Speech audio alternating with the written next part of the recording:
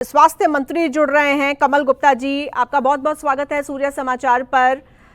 मंत्री जी, आपसे मैं जानना चाहती हूँ कि नमस्कार जी, ये जो हड़ताल HCMSA के डॉक्टर्स ने की थी, क्या इनकी मांगे थी, और अब जब इन्होंने हड़ताल पर वापस आने का फैसला लिया है तो क्या सरकार की तरफ से तमाम उन मांगों को मान लिया गया है? क्या आश्वासन दिया गया है सरकार की तरफ से? देखिए, आश्वासन भी दिया गया है और इनकी डिमांड मान भी ली है। और मैं आपके माध्यम से हरियाणा की जनता को, अपने डॉक्टर भाइयों को, क्योंकि मैं स्वयं भी डॉक्टर हूँ जी, मैंने 10-11 साल HCMS में नौकरी भी की है और मैं MO भी रहा, मैं SMO भी रहा और मैंने प्रैक्टिस भी की। मैं डॉक्टर्स के दर्द को समझता हूँ और इसीलिए ये सब चीजें जो इनकी मांग थी वो जेन्युइन थी और हमने उनको काफी हद तक माना है, इन्होंने स्वीकार भी किया है। तो मैं इनका आभार भी व्यक्त करता हूं, इनको बधाई भी देता हूं और साथ ही साथ अपने महकमे के और जो सीनियर मोस्ट CPS CM भी इस काम में लगे, CM साहब भी पूरे तन्मयता के साथ उन्होंने ऑफिसर्स को कहा और ये सारी बातें एमिकेबल ढंग से पूर्ण हुई।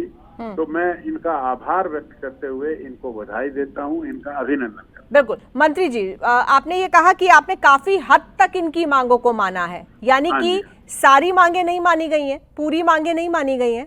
ऐसा नहीं होता। कोई भी चीज इन टोटलिटी 100% कभी भी नहीं होती जी। उसकी कई दफा परिस्थितियों को देखते हुए फॉर्म बदलती है और वो जो फॉर्म बदलती है वो सहमति से बदलती है। तो जब सहमति से बदलती है तो वो सारी में ही आ गई। 4 प्रमुख मांगे थी इनकी, सबसे ज्यादा अलाउंस को लेकर थी, बॉन्ड को लेकर थी, जो इनका स्पेशलाइज्ड कैडर वाली बात थी वो थी, और एक SMO की सीधी भर्ती। चारों पर ही आपसी पूर्ण सहमति हो गई है। तो कब तक इनकी मांगों को लागू कर दिया जाएगा, या कब तक वो इम्प्लीमेंट हो जाएंगी? हो जाएंगी, शीघ्र हो जाएंगी। इतना समय बिल्कुल, लेकिन डॉक्टर गुप्ता, मैं आपसे ये जानना चाहती हूँ, इतना समय लगा क्यों इनकी मांगों को मानने में? जैसा कि आपने खुद भी कहा, आप खुद भी डॉक्टर हैं और इस सेवा के तहत काम भी कर चुके हैं। मेरी बात समझिए, कई दफा क्या होता है कि मांग जेन्युइन होती है लेकिन सरकार के अपने रिसोर्सेज भी होते हैं। घर में भी, परिवार में भी पुत्र को कोई चीज मांगता है। डॉक्टर्स ने आपने लोगों से अपील की थी कि आप हड़ताल पर ना जाएं, सरकार आपकी मांगों पर ध्यान दे रही है, बावजूद इसके डॉक्टर्स हड़ताल पर गए, तो ये एक प्रेशर टैक्टिक हुई। और कोई बात नहीं जी, बच्चे हैं हमारे छोटे भाई हैं, क्या हो गया फिर?